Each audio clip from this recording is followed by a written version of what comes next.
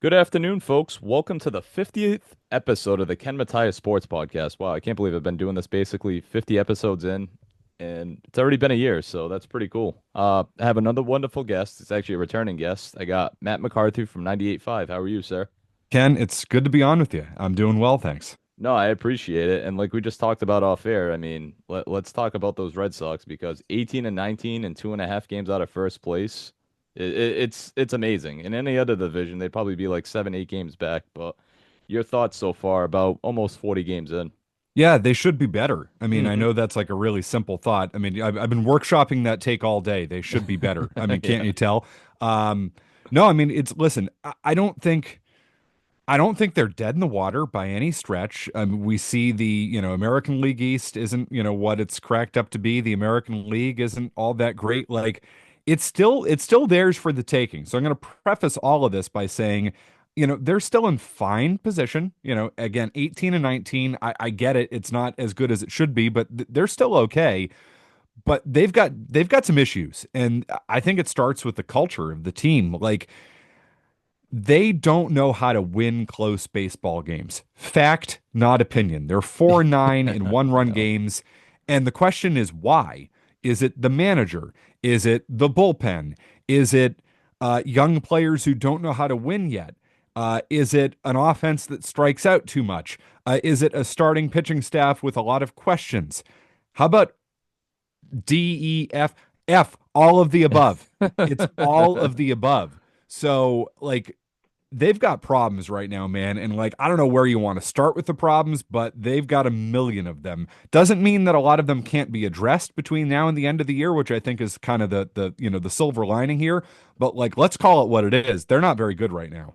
No, absolutely. And, obviously having that horrific injury to Triston Casas on Friday last week. I mean, I know he hasn't had the best of year and he wasn't batting his weight, as everybody's been saying, but Mhm. obviously you don't want to see that happen to any player, no matter if they're on the crappy part or they're on the good side of things. So, I mean, now it's just what's the question at first base? It's been an ongoing thing on WEI, the Sports Hub, anywhere you listen to. It's like, what the hell are they going to do at first?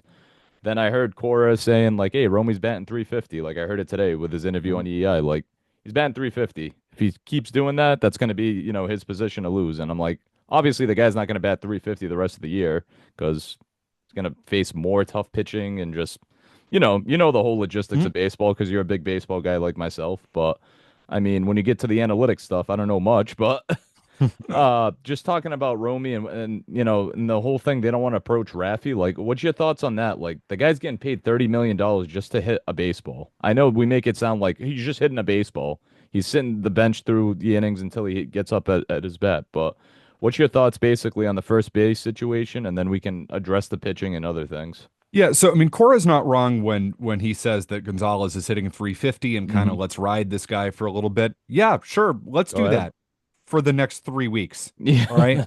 Let's do that for the next 3 weeks. The beauty of this situation is you don't need to have an answer right away. That's baseball. You Hmm. play a 162 game schedule. It's a marathon, it's not a sprint. You do not need to have your best lineup out there every single day. If somebody gets hurt, you don't need to have the answer the next day. You just don't have to. How about June 1st, though? What's the answer on June 1st? And at this point, I still don't know what it is. I'll tell you this, though. It can't be Romy Gonzalez full time. No. It can't be that. Because if it is Romy Gonzalez full time, you are not putting your best nine out there. The first base thing is it's such a fascinating dilemma the Red Sox are facing, not only in the short term, but in the long term. I don't know if Triston Casas is ever going to be the same again.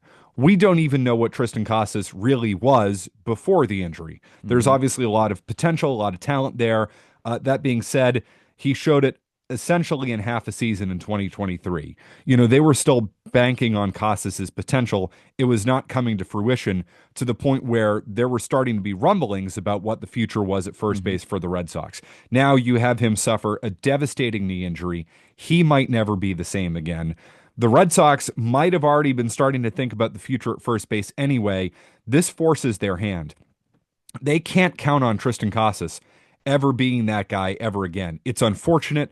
It sucks. It's awful for him. He obviously, probably turned down a lot of money in recent off seasons, Hmm. with the Red Sox trying to get young players locked up. This is a devastating injury for Triston Casas. I'm not a fan of him, but I feel for the guy personally. It's awful. That being said, it opens the door for the Red Sox to think about what the future is. And they don't have a future at first base outside of what they thought was going to be Triston Casas. They don't have any first baseman in the system, and they've got a million outfielders and a million infielders, but none of whom play first base, most of whom hit left-handed. It comes down to who's going to be the guy you convert. They don't have anybody. So somebody's getting converted, most likely. Romy Gonzalez isn't even a first baseman. They converted him. So who's it going to be? The answer to me is obvious. It should be Devers. There was talk about it last year. I think the Red Sox have been interested in it. I read the Ken Rosenthal report from September that suggests they were going to trade Triston Casas, sign Alex Bregman, and move Devers to first base. Well, they did one of those things. They tried to do another one of those Yeah. things. It didn't work in trading Casas, and Devers is now your DH. Plain and simple, the Red Sox best nine is trying out Rafael Devers at first base. And it seems like they don't want to approach him. Cora today seemed a little bit more willing than he seemed over the weekend. I don't get what the holdup is. You paid him 330 million. You go to him and you say, Rafi, here's a first baseman's mitt. We're going to try this out. We're paying you 330 million. Get I off your know. fat ass and do it. I don't get why they have to baby this guy. You paid him to not be a baby. That's it. Like the 330 million should be it. Period. End of story. If you want that guy to fucking pitch for you, you Yep. let him fucking pitch for you. Like whatever. You paid him 330 million. You shut up and do whatever the team tells you to do because it's best for the team. This would be best for the team. I don't get why they're pussyfooting around with it. Just give the guy a first baseman's mitt, have him field some ground balls, see what it looks like in 3 weeks. And if it looks like he can do it, you play him at first base. If it doesn't look like he can do it, you go to plan B, plan C, plan D, whatever that is. But this should be plan A. They've got to do it. It's just gonna be, you make great points there, Matt. It's just gonna be a revolving door. I mean, I seen Vaughn Grissom Mhm. obviously on Twitter. People are sharing that he's trying out first base. The guy's a freaking second baseman, shortstop, and was one of probably the top prospects for the Braves. I mean, he's kind of fizzled out. I don't know how he's been doing in Worcester, but he's been kind of doing better, Mhm. I would assume. Yeah, no, he's hit the ball pretty well in Worcester this year. He's played a few games at Hmm. first base, so maybe he'll be an option. Here's the thing, though, Ken. Like you and I, we could spend the next 40 minutes saying, "Hey, what do you think about Story at first base? What do you Yeah, think yeah, about Bregman at first base? How about Roman Anthony at first base? What about Marcelo Meyer? How about Christian Campbell? How about Vaughn Grissom? How about whoever?" Like yeah. that's the spot they're in because they don't have anybody who's really actually played first base before. So somebody's going to have to do it. Like we got to field nine guys. Like we got nine positions on the field. Somebody needs to play first base. Who's it going to be? It's going to be somebody. I just think it's obvious that Devers makes the most sense as your plan A. Doesn't mean it needs to work, but that's your plan A. Because if Rafael Devers isn't taking up your DH spot, now all of a sudden, and even if he's just platooning at first Hmm. base, now all of a sudden you're opening up at bats for Anthony. You're opening up at bats for Meyer. It makes the rest of the roster work better. Like we can figure out the defensive alignment. We can spend the next 40 minutes deciding who should play where and who should play and that's the spot they're in. The ultimate goal for them needs to be to get their best nine in the lineup right now because no matter which way you slice it, one guy is playing out of position. That's just the way it is. So if Rafael Devers is the guy playing out of position, it increases the chances and opportunities to get Anthony and Meyer up from Worcester and into the big league lineup. That needs to be their number one priority. It just works best with Devers at first. Maybe you can help me on this, but what the hell is the infatuation of keeping Meyer and Anthony down in the minors? I get it's the whole arbitration Mhm. crap and all that stuff that I probably don't want to get into that I don't know a crap ton about. Oh, it's the service time, blah, blah, blah. Both those guys can come out of spring training and join Campbell, and the big three should have made the roster. Mhm. Nothing against Rob Ref Snyder. He's a good utility guy. He's a good outfielder, whatever. He plays here and there.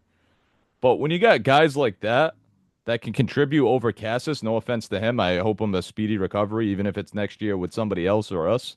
I mean, Cora spoke today, like I told you before. I know I'm kind of jumping around. Mhm. I guess he asked about the team, but Cora's like, no, no, no. How are you doing? Like he's caring about how the team's doing on the field. I mean, that's great to a guy that just sustained a horrific injury, which is very, very bad. But I just don't know what Breslow and Cora are thinking, like just keeping these guys in the minor leagues because it's driving me absolutely insane. I mean, do you want Worcester to win the AAA freaking World Series? Whatever the hell they call it, the International League Championship? Like, what the hell is so infatuated with these guys staying in AAA and then these fans are paying cheap money to actually see great talent out there? It's just, I don't know if you could back me up, but what the hell is their point? No, once you start losing baseball games, like it becomes hard to swallow. I, That's what I I'm could under saying. I could understand it, coming out of spring training. They needed a right-handed bat. They believe in Campbell and his ability to learn quickly. I think that's been proven over the course Hmm. of the, first month. Great players so far. Yes, yes, and I mean he was a wreck defensively when he Hmm. came up, but I mean the reporting on Campbell has always been he learns faster than just about anybody, and he's improved in the field. He's much better than he was Hmm. a month ago. So they got it right with Christian Campbell. Now Meyer and Anthony are still in Worcester, and your team's 18 and 19. Like if the Red Sox were 26 and whatever, and I'm not going to do the math. I was told there was going to be no math. You can like yell and scream all you want that Roman Anthony should be here, but if the big league team were winning games in the end, it doesn't really matter. No, Now yeah. they're 18 and 19, so the questions become, totally and completely legitimate. I do think we need to be careful about putting Anthony and Meyer in the same category, though. So Anthony's had more time at AAA than Meyer. Anthony had the final month plus of the season last year at AAA. Meyer was hurt, couldn't play. They also do play different positions. Like, I'm not a Trevor Story guy. I'm literally the exact opposite. I hate Trevor Story. The guy sucks. I've been saying that for 3 years. Like, if I could ship Trevor Story to Pluto, I'd be the first one at the rocket ship waving as he blasts off. That being said, Story's a good defender and Hmm. he helps you in the field. He's a wreck at the plate, but he helps you in the field. They don't need Meyer as much right now. He's a left-handed hitter and Anthony's a left-handed hitter. Like they need Anthony more. So, like I think the question should be when does Roman Anthony come up? Hmm. Right now, Story's not going anywhere. As much as I hate that, but he's not going anywhere because he'll help you in the field. Campbell's not going anywhere. Bregman's not going anywhere. They don't want to put Meyer at first base. So there isn't as much a spot for Meyer right now. I would say that. Outfield, like Cedon Rafaela can't hit. Again, Trevor Story can't hit. So, it just feels to me that, but if Devers goes and plays first base, Anthony's your DH. Like it's that simple. So I think the question really should be more like, let's start with Roman Anthony. Why Hmm. is he in AAA? And then once Anthony's up, let's see how the roster looks. And then if you want to bring Meyer up, if Story is batting, 200 by that point, okay, then Story rides the pine or Story goes to first base or whatever that is. Like I would start with Anthony first. Let's not totally clump them together. No, that's a good point. And going on the Story topic, I'm pretty sure we have him for what, 26 and 27? Because he signed, That's was it right. a 6 year, 140, whatever it was, in 22? Because he spent that 1 year with Bogarts, which I wish we would have signed Bogarts, but not for 10, 13 million. 10 or 13 years, sorry, that the Yep. Padres gave him. I mean, as much as I miss the guy, but it is what it is. But I mean, Story, I've had conversations with people or just, coworkers and stuff. They're like, I would trade Story, bring up the boys and just trade Story and go from there. I'm like, well, he started pretty hot and he's been kind of simmered down now, and it's already May 7th, so it's like should have traded him when his value was high. I mean, obviously he's injury prone, unfortunately. I don't mind the guy. I mean, I'd rather have Bogarts probably at short Mhm. still, but obviously I'm no president. I'm not Chaim Bloom. I'm not Craig Breslow. I will never be them. But I mean, the real story is when is Roman Anthony going to come up? I have no idea. I hope we see Yeah. him at some point. I mean, is it going to be a September call up? That's kind of crazy. You're going to see him in 4 months from now when the So that season's teetering and tottering. But what's your I thoughts when we can see him? yeah, I guess, something I didn't hit on is like another reason we need to, think about, the difference between Meyer and Anthony. If you bring up Roman Anthony now, he's a better player than Marcelo Meyer. Like he could legitimately win Rookie of the Year. That'd be And this is crazy. A month this into the season already? well, right. It's Month like and a that. half? That's how good he is Yeah. potentially. Like he could be one of the better players in baseball. I think Marcelo Meyer is an everyday regular. I don't think he's a star. So Roman Anthony might be a star. If he wins or finishes second in Rookie of the Year voting, the Red Sox lose a year of control on Roman That Anthony. I So figured that's what it is. so It's something like that. that's the story right there. They've already, but they brought up Christian Campbell, and by bringing him up before the start of the season, if he wins Rookie of the Year, the Red Sox get a draft pick. They don't get that if Roman Anthony wins Rookie of the Year or finishes in second. They actually lose a year of service. So I sense that the Red Sox are manipulating Anthony's service time, which is why they're leaving him down there. They chose not to do that with Campbell, but they think he can win Rookie of the Year and there will be a benefit there. So that's why he's not up here. I mean, it was easier for them to make the decision to send him to Worcester at the beginning of the year because the outfield was full, right? Mhm. They signed Rafaela, he's their best defender. It's Rafaela, Duran, and Abreu. Like, you felt okay about that entering the year. It's like, but we need a second baseman, so it's either Meyer or Campbell. We're going with Campbell because he's a right-handed hitter. Like, that's easy enough. Then you send Anthony to Worcester. Now that the team's struggling and they need like a jolt of life, it's time to bring Anthony up and sit Rafaela down, or bring Anthony up and have him DH and have Devers play first base. Like that's kind of where we're at now. The calculus has changed for the Red Sox and they haven't adjusted to it yet. No, absolutely. I mean, obviously it would suck to put a top prospect at a DH because that's more of like not gonna say an agent position, but Mhm. it's more like a guy that's a veteran. He can play the field, he can do this, he can DH. I mean, Devers, he could still play the field at 29, but obviously Bregman's there and you're paying a guy 40 million to compared to what 30 something million just to hit. I mean, they both hit, obviously, but and who So, knows? but let's say this. Like, I agree. You don't, Anthony's going to be an outfielder for you. You don't want to Yeah. fully put him at DH and then take him Hmm. out of the field right away. I don't think he's ever going to be a Gold Glover, but theoretically, Roman Anthony's probably your left fielder of the future. That would be my guess. So you don't want to stunt his development completely by taking him out of the field and taking the glove away. This is why Devers playing first base helps, though. Devers doesn't have to play first base every day of the week. What if Rafael Devers plays first base against righties? Hmm. So Anthony DHs against righty. You could have Duran DH a day. You can figure it out, right? You can then Yeah, there's rotate plenty of mix and matches for these guys. against lefties. Gonzalez plays first base. Devers DHs. Anthony either gets spelled against a lefty or Abreu gets spelled against a lefty, and you sit down for a day. Like, that's not going to kill him. No. He doesn't have to play. Anthony can come up here and play 85, 90% of the time, and you're not going to stunt his development. Against a tough lefty, maybe you want to sit him down, have him pinch hit, whatever that is.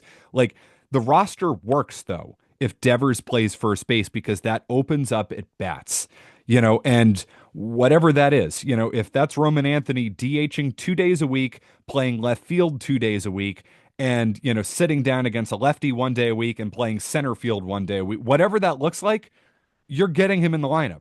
And that's what moving Devers to first base does for you.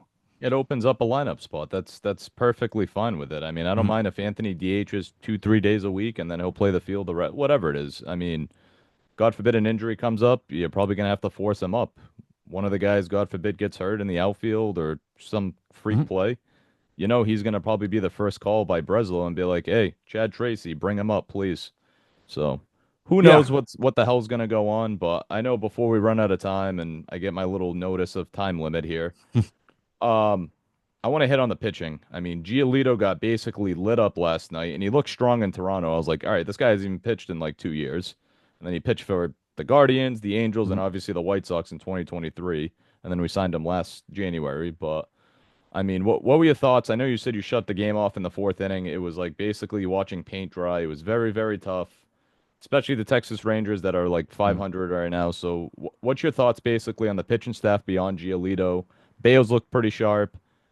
Garrett Crochet needs a little more run support and not blown leads because or else he'd have more than probably three wins. Bueller's shelved right now. Hopefully he'll come back, but I know that's just to name some of the guys. But your thoughts on the staff right now? Yeah, Giolito was really disappointing last night. I For actually thought sure. he looked pretty good in Toronto. I know he didn't Hmm. wrap that, he didn't finish that outing well, obviously giving up the 2 home runs, but, he was mixing his pitches and, his location was pretty good. And I was like, wow, okay, like this, he looks like a big league pitcher. Last night, he looked washed, Hmm. washed. The velocity was down. It was basically only two pitches. He was right down the dick all night long. I mean, just in the wheelhouse. Like that was really, really discouraging. Yeah. Because, the Giolito I saw in Toronto, I said, this guy's a big league pitcher. All right. He's not going to light the world on fire, but he's a big league pitcher. 3 runs Uh, was nothing. no, it wasn't, and they still should have won that game. You say Yeah. if this is the Lucas Giolito you get, the majority of the year, all right, you're in good shape. You feel okay about handing that guy the ball every 5 days. Sure, that's fine. That's half the battle in baseball is finding a guy that you don't want to, puke when you see his name, on the probable pitchers when you log on in the morning. So that was discouraging. Um, how concerns me big Hmm. time. Bueller, I thought looked good before, was starting to put it together before he got hurt. We'll see what he looks like coming back. I think Bayo's been encouraging. He has. So, they need Brian Bayo to be like a legit number two starter because I don't know if you're going to get it from anybody else. And, again, let's see if Garrett Crochet can stay healthy and can, actually pitch a full workload, which he's basically never done before. So there are still a lot of questions, with the pitching staff. Like most staffs, it can go either way. It's if things go right, you're in good shape. If things go wrong, you're in really bad shape. I know that's not exactly a hot take, but that's the way baseball is. So it's really about identifying those guys that really are the key difference makers. If Brian Bayo can be a number two starter, you're in good shape. Hmm. If he can't, you're in trouble. That's the quickest way to sum it up. No, that's a good point because I thought the staff's been pitching okay. Obviously, Gio got lit up Mhm. yesterday. Unfortunately, that happens in the majors. But it's just the bullpen's been a dumpster fire. I mean, looking at the Toronto series last week, they basically should have swept the 3 games and they lost 2 out of 3. It's like I think Whitlock gave up a 3-run homer that tied it, and then they lost in extras. Mhm. They lost to a Vladdy home run, right, or whatever it Yep. was. It's like it's these losses that you should be beating. Like Toronto, they give you fits, but you should actually be beating up on them a little bit. I mean, obviously Minnesota, Rocco's team, it's like, how do you lose to teams under 500 right now? Like, yeah, these teams will turn it around because there's plenty of the games left, but it just kind of baffles me that you're on a homestand and you've only won 1 game Friday, right? I think it was Friday night. Yep. Lost Saturday, lost Sunday, Monday off, lost yesterday. Now they got today and tomorrow to try to salvage the series to head into the weekend, obviously. And it's like, what the hell are they going to do? It's just the bullpen needs to figure it out because it seems like Slayton hasn't really had it. Unfortunately, as much as I love Whitlock since we've had him since 2021, he's been kind of mediocre. Chapman's been all right, but I have my opinions on him because I know everybody was hyped about the signing, but I'm like, he's not the greatest person in the world, so I will always hold that against them. No offense. I know everybody loves the Chapman, the 102, bull, but I'm like, still don't like him as the closer, in N- my opinion, but that's Not a just good my. dude. No, absolutely not. I just remember him with the Yankees and him just looking at the crowd and just being basically like, haha, I pitch for the arch nemesis. But anyways, that's beyond the fact. I'm just not a fan of him. And yeah, so what's your thoughts on that dumpster fire of the bullpen? Because it is just bleeding to watch. My God. Yeah, they outperformed my expectations for the first 3 weeks of the season, right? Basically, First yeah, they month of look the good. season, and it's really been in the last week and a half that everything's gone to hell out there. And this was a concern entering the year, and the concerns are no doubt rearing their ugly heads. I mean, they have what, 8 blown saves, and none of them have come from their closer. So, like, That's Aroldis bad. Chapman's been good. He's Hmm. been good. They just can't get to him, which is the problem. Slayton has had obviously a terrible week and a half. Whitlock has not had a good week and a half. It goes to show you how important Whitlock is to the team. If he's going right, that's a weapon. He was going right for the first few weeks of the season. It has not been great since. So, I mean, you're hearing about Hendricks, maybe getting a little bit more high leverage. I don't feel great about that. They need somebody like Cutter Crawford to come back and become, a piece for them in that bullpen. It's not going to be about fixing it right now. They just need to survive it right now. And if this team is in contention at the All-Star break, it becomes their number one need. You go out and you get some established quality big league bullpen arms. Like that's that. Um, I wouldn't say that makes the Red Sox unique from a lot of teams. A lot of teams have bullpen questions. The Red Sox certainly have a lot of bullpen questions. They just need to find a way to kind of keep afloat uh, until the deadline, which feels like a long way away from now. I'm not going to lie. Bench two So and a it's a half concern. months. What is it? Yeah. July 31st, August 1st, whatever it is now. I mean, I always look forward to the deadline every single baseball season, no matter if they're winners, sellers, whatever it is. And it's like, what the hell can they do to address either the pitching staff, the roster itself, or I should say, whatever, the nine guys hitting, I should say, the lineup, Yep. or even the bullpen. It's like they need a lot of help because it's a lot of older guys in that bullpen. I mean, what's the young guys? Basically, probably Slayton, Whitlock, Yep. guys like that just come to mind because you got Chapman that's aging. Liam Hendricks, he's been through a lot. Thank God he's recovered, but Mhm. he's aging as well. It's just you got guys on there like ending their career pretty soon because who knows how long Chapman will pitch, Hendricks, blah, blah, blah. It's like you need to get younger in the bullpen, and you need like basically. I know Devin Williams has been kind of a disappointment for the Yankees, and I think he got ripped the closer. But you need kind of like a Devin Williams there for maybe a setup thing, or maybe I know you're not going to take Chapman out of the closer role, but you just need multiple inning guys. And like you alluded to, Cutter Crawford, I was told that he was going to start. He's been throwing a little bit, doing like a little throwing session, I should say. And I'm like, maybe he'll be like your Whitlock, I should say, your multi innings guy. But other than Yeah, that, I it's like, wouldn't bring what him the hell back can as a they do? starter. I wouldn't No, bring him back as a there's no starter room for because him right now. well, and it's he's going to be able to come back as a reliever faster instead of Hmm. getting him built up over the course of 4 or 5 starts in the minor leagues. Like you can get him ready to go to give you an inning or two out of the bullpen. It just helps the team quicker. If not that I want to count on it, but that would be how I would approach it if I were them. It's too late. Like, go to the bullpen. Help us there.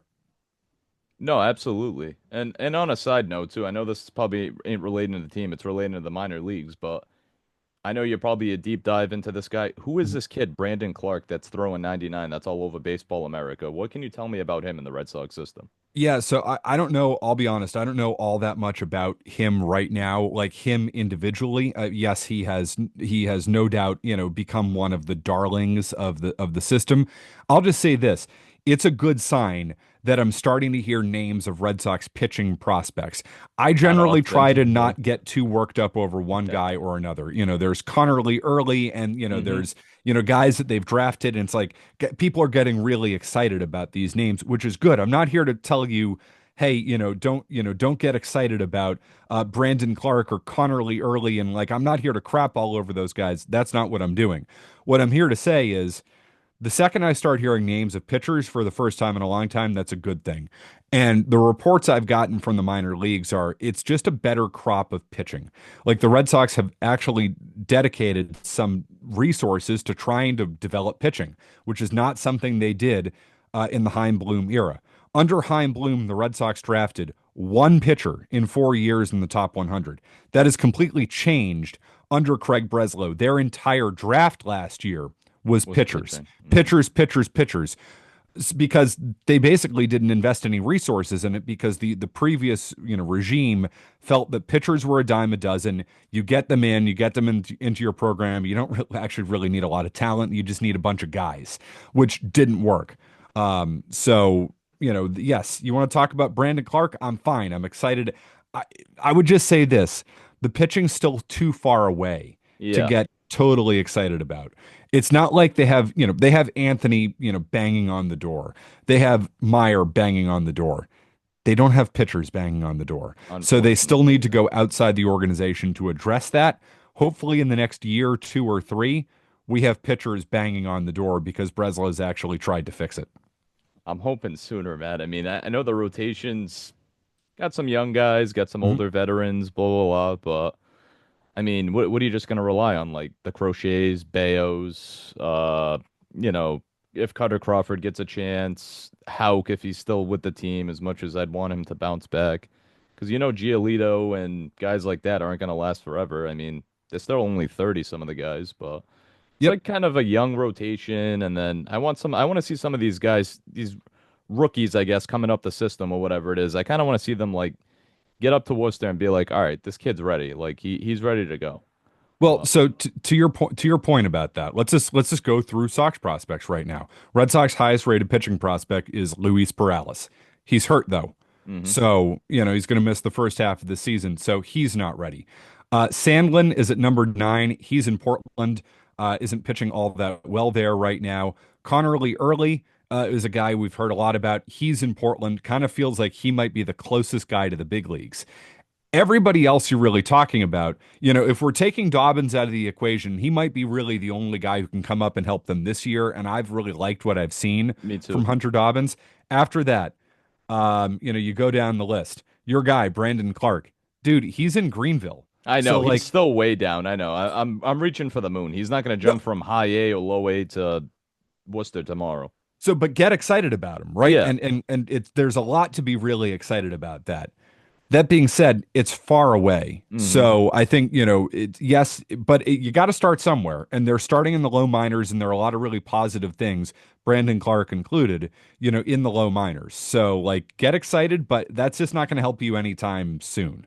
Yeah, absolutely. And obviously jumping back, I just wanted you a quick point on that, but jumping Mhm. back to the team, I mean, how do you see the next maybe couple weeks playing out for this team? Are they going to be finally 4 or 5 games over 500, or are they just going to be basically teeter-totter with 500 ball? I mean, My sense is they teeter-totter with 500 ball. The schedule's getting tougher. so tough. It feels that they haven't fixed their problems yet. You just got to survive the month of May. They do at this point. If we're sitting here at the end of May and they're 2 games out of first place, you're like, all right, we're doing what we have to hmm do. So, I know that's not sexy. I know that's not exciting, but again, baseball is a marathon, not a sprint. They just need to start playing cleaner baseball. Like, I need to start seeing signs that they can actually win some one-run games. Like, they can actually win close games. hmm The competition gets tougher. You're going to probably lose more games as a result of that. But the wins that you do have, like, what does it look like? Because most of their wins, Ken, are them blowing teams out, getting out to big leagues, and that's it. Yeah, that's true. Like, I got to see them win some 4-3 ball games. That's what they need. It's definitely what they need. I mean, you can't just have be what, 4-9 in one-run games. Like you lead the majors and one-run games lost. Like that's tough losing by 1 run. But when you got if you turn that around and have 4 or 5 less losses and 4 or 5 more wins, you're not in bad shape. You're what, 5-4 in one-run games and 10 games played. That's not bad. Yeah, no, that's perfectly fine. But hmm you know what their issue is these guys don't know how to win one-run games because the expectations never really been there for them to win one-run games. This hmm team was brought up in an environment where I hate to say it, losing was okay. It was. That was the message from the front office. Well, it doesn't really matter what happens this year. It matters what happens in 2025, 2026. Okay, well, here we are in 2025, and you've got all this talent coming up, and you should feel good about it. You should feel excited about it. But it turns out they don't know how to win baseball games. Like Cedon Rafael is a really good fielder. He's He he's is. leads baseball in defensive runs saved and center field, all that stuff. Play he had against Toronto a week ago was not a winning baseball play. It's a fly ball. He catches it flat footed, and fat ass Vlad Guerrero, of all people, sees him catch the ball flat footed because he lollygags it and says, I'm going to run on this guy. And he advances to third base because Rafaela wasn't Uh, ready to throw. That was the winning run on second base. Like, you can have all the talent in the world. That wasn't a smart baseball play. hmm That wasn't a winning baseball play. They don't pay attention to details. You know why? Because the details haven't been stressed to them. Development has been stressed to them, which has been the whole purpose of the Red Sox organization for 5 years. Develop young players, develop young players, develop young players. Yeah, physical development has happened. Skill development has happened. How about winning development?